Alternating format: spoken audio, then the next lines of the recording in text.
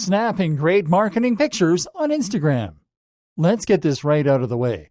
Instagram's photo-taking capabilities are basic at most. They're not designed for marketers or enterprises, but for common people eager to have fun with their contacts.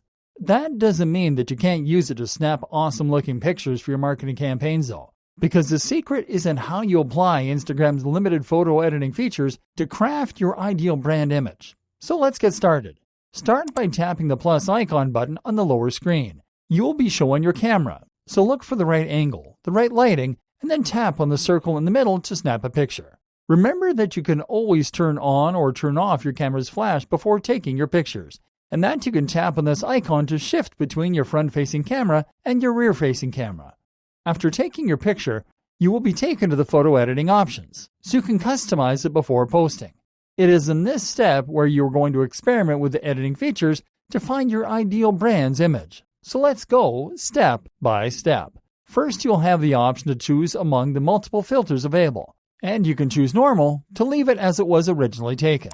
Now tap on Edit. Let's look at each editing option from left to right, starting with the Adjust option to change the picture's angle, bend it to the sides or up and down. The Brightness option will allow you to adjust the brightness in your picture. The Contrast option will let you manage your picture's contrast so you can show details that were not visible in the original picture. In Structure, you can manage the picture's pixel density.